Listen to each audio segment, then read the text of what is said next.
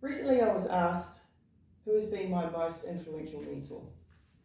And to be honest, I find it difficult to answer. And the reason being is that I've had a number of mentors and I can't actually decide which one has been the most influential. They've all been influential.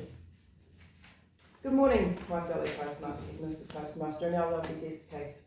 Welcome. Who here has had a mentor in their life? There's a lot of hands. If you're anything like me, you may, or have had, or will have, various mentors, various people in your life at various times for various reasons. And mentorship can be really, really empowering. Mentors can provide guidance and they can provide support. However, being a mentor is not a passive business. No. Anything but a passive business. So today I'd like to share with you 4 aspects of being an effective protege, of receiving information. So number 1, most importantly, being open-minded. Being open-minded enough to learn new skills, new perspectives, new knowledge from the person that is mentoring you. Number 2, being self-driven. Being self-driven, being self-motivated, and holding yourself accountable.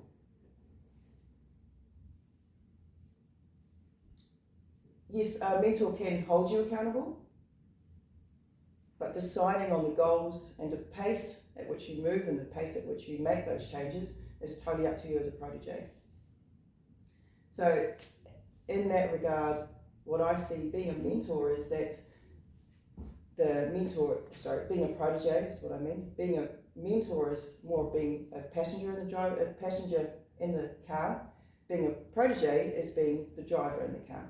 So deciding what the final destination is and at what pace we go. Yes, the mentor may help with directions, but they're not ultimately responsible for how we get there. Thirdly, having respect for boundaries.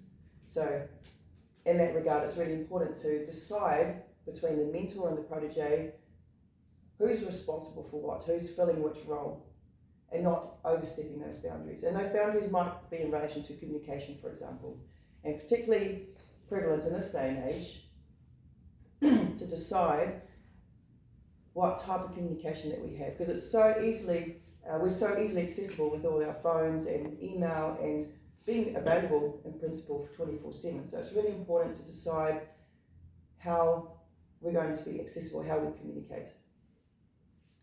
Lastly, to be an effective protege, it's really important to be willing to share. And that's also the fundamentals of learning and teaching. Learning of being a teacher is to share the information that you've gained. So being willing to share with someone else the information that you've learned. For me, having a mentor has really helped to develop my confidence. Together with being encouraged, having someone, not literally, but figuratively on the sideline, cheering me on, receiving that encouragement has really helped me to fast track that learning process. Having a mentor who shares their skills, shares their information, shares their life experiences, and helps me to avoid the mistakes that they also have made. Now at the moment I've got 3 mentors. I've got a mentor for Toastmasters, I've also got a mentor for my business, and I've got a mentor for the marketing aspect of my business. Now is that overkill, do you think? No, I don't think so either. Yeah. I believe my time on this earth is really limited. It's very short, and I wish to learn as much and do as much in that time on this planet as I possibly can. Now, mentorship needs to always also be a win-win. When I was boxing, for example, I had a boxing coach, and that boxing coach, Rick, he taught me everything I know about boxing and more. He taught me also so many life skills. He taught me the importance of showing up early. He taught me the importance of being disciplined. He taught me the importance of working harder and smarter than the rest, than my competition. And these are skills that still stick with me today. So as I said, being mentored, being a protege can be hugely empowering. But also, it's not for the faint-hearted. Having the fortitude to be open-minded, to be self-driven, to be self-motivated,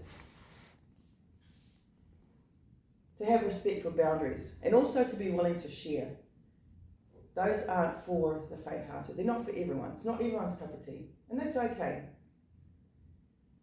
However, the payoffs are massive. If you imagine that you can, in your lifetime, learn from someone else, maybe 3, 4, 5, 6 people who are able to mentor you in your areas of passion in your life, can you imagine how much growth you can experience, how much of the world you can experience, how much more colourful your life will be, having been mentored by so many different people.